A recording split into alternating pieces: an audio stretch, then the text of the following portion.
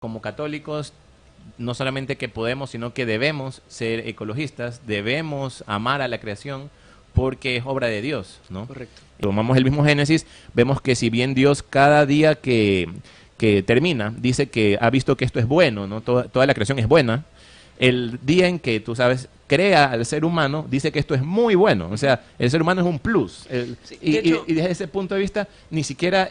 yo no comparto la visión panteísta de que somos uno más en la creación, de que somos igual que una planta, que somos igual que un pájaro. No, nosotros somos como seres humanos una especie privilegiada. Es célebre la parábola del buen pastor, ¿no? Y se lo ve a Jesús cargando una oveja, ¿no? Es decir, esa es la imagen que tenemos de Jesús. Él mismo se explicaba a sí mismo a través de la naturaleza, ¿no? Correcto. Entonces, vemos que Jesús, cuidaba la naturaleza, la respetaba, la trataba bien, dominaba sobre ella, pero pues sin ser un tirano, ¿no? Para nada.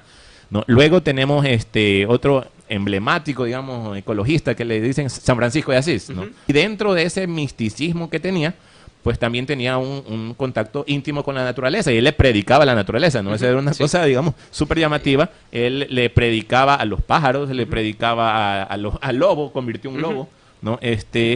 Y en general tenía llamaba hermana a toda la creación, ¿no?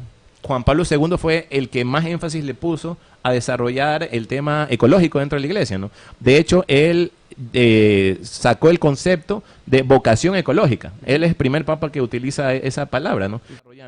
Y cuando se plasma ya, digamos, el catecismo como tal, él se dedica en el catecismo un capítulo completo que se llama Salvaguardar el medio ambiente, ¿no?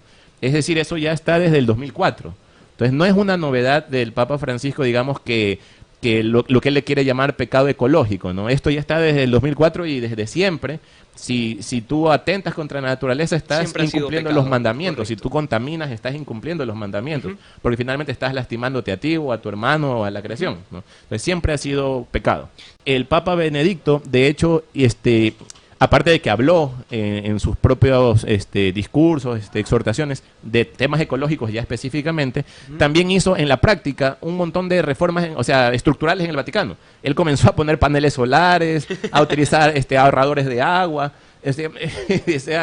Él lo hizo, ¿no? Lo hizo porque está bien hacerlo, ¿no? Correcto. No tiene nada de malo, ¿no? Pero tú dices el Papa Benedicto, pues doctrina, digamos, súper recta, preocupándose de temas ecológicos, ¿no? ¿Y por qué de todos los temas tan álgidos, importantes, urgentes que tiene la iglesia, se me ocurre en este momento el tema de los abusos sexuales, por ejemplo, Sí.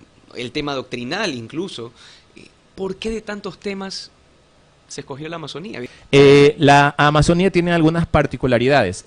Si nosotros somos un papa que nos llamamos Francisco y que hemos hecho una encíclica de la naturaleza, no hay mejor sitio donde tú puedes desarrollar teología o donde puedes desarrollar pastoral sobre eso que la Amazonía. ¿Por qué? ¿No? Entonces, si nosotros vemos ahí en el dibujo, bueno, primero que involucra a varios países, ¿no? Todos en vías de desarrollo, ¿no? Está Ecuador, por supuesto, nosotros somos país amazónico, Colombia, Venezuela, las Guayanas, Surinam, Perú y Brasil, que tiene la gran mayoría de la Amazonía, ¿no? Son varios millones de kilómetros, es un lugar donde está entre el 30 y el 50% de toda la biodiversidad del mundo, ¿no? Es decir, destruir una hectárea de Amazonía es mucho más crítico que destruir una hectárea de cualquier otro ecosistema en cualquier otra parte del planeta. Entonces, desde el punto de vista ambiental es importantísimo. Y yo creo que desde el punto de vista también cultural, si nosotros vemos acá, hay casi 400 pueblos y nacionalidades. Que poblacionalmente no es mucho, es decir, podemos hacer una encíclica acerca de China y, digamos, poblacionalmente va a ser muchísimo más relevante. Pero en cuanto a variedad, tenemos 400 pueblos y nacionalidades regados ahí en la selva, ¿no? Y tenemos una selva riquísima. Entonces, yo creo que de ahí surge como que esta novedad de, vamos metiéndonos por ahí.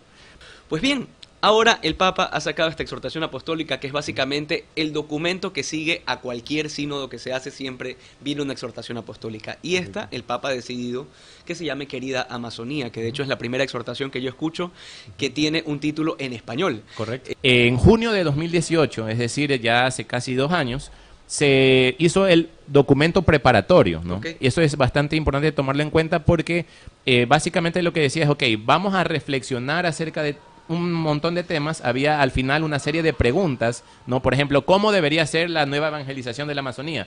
¿Qué soñamos para la Amazonía, no? Ahí yo entendí por qué el Papa habla de los sueños Claro, al momento de la que exhortación. básicamente es toda la estructura Sí, de yo la no entendía exhortación. por qué hablaba de los sueños, honestamente, ¿no?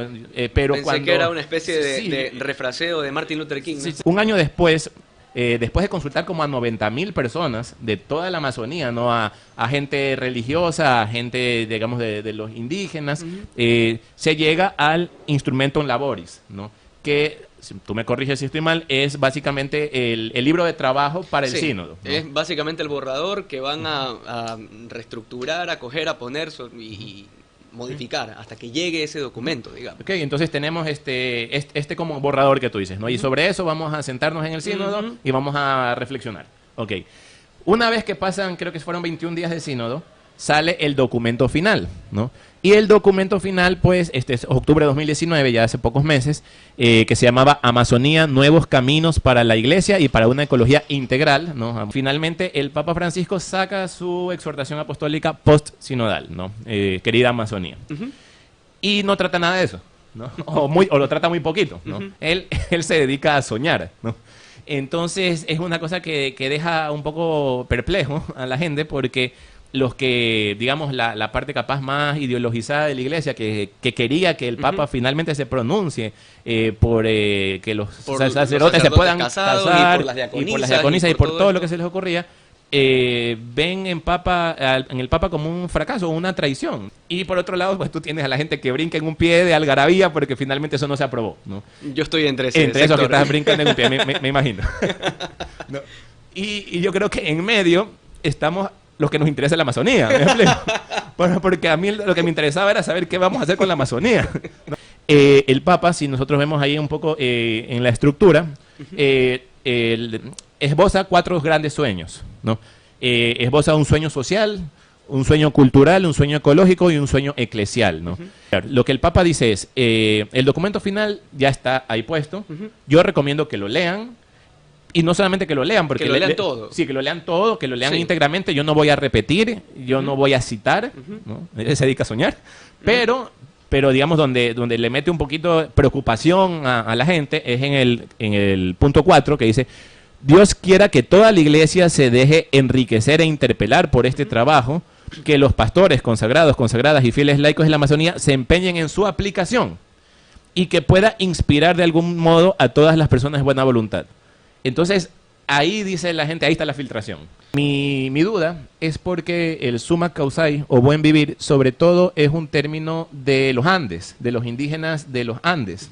Y la Amazonía es enorme, como tú te has dado cuenta, llega hasta el Atlántico. Yo no sé si un indígena del Atlántico, de Brasil, se identifique con el summa causai o tenga dentro de su cosmovisión algo parecido. Y esa es una de las complicaciones que traía también el documento final cuando ellos proponían tener un rito amazónico, ¿no? Yo decía, un rito amazónico, pero si en el bloque anterior vimos que hay 400 nacionalidades, ¿cómo haces un rito que englobe la cosmovisión de las 400 nacionalidades, ¿no? Correcto. ¿Por qué no mejor le das el rito que ya usa todo el mundo y más bien nos podría unificar? Y en realidad se han cometido muchísimos crímenes contra los indígenas y a veces los católicos somos absolutamente indiferentes sobre eso. Nunca hemos organizado una marcha porque matan a un líder indígena en la Amazonía. Luego el Papa se mete con el sueño cultural, ¿no? Hace algunos años yo trabajaba en la Amazonía con los guaraníes. Sucedió una matanza, ¿no? Con los pueblos en aislamiento voluntario, ¿no? Y no se le puede enseñar que matar está mal. No se le puede enseñar que matar es pecado. O sea, nuestro Dios nos enseñaba a poner la otra mejilla. O sea, es otra cosmovisión que podría capaz dar frutos, pero muchas veces no se deja entrar, ¿no? Porque quieres dejar todo como está y no necesariamente como está bien, ¿no? El anuncio es indispensable en la Amazonía, ¿no? Y él cita, ¿no? 1 Corintios 9:16 dice: ay de mí si no evangelizo. No, nosotros no somos una ONG, no somos otro grupo social que quiere simplemente reivindicar derechos o proteger indígenas, todo eso está muy bien, pero somos iglesia, nuestra principal misión es transmitir a Jesús, ¿no? Y el Papa lo dice muy bien, ¿no?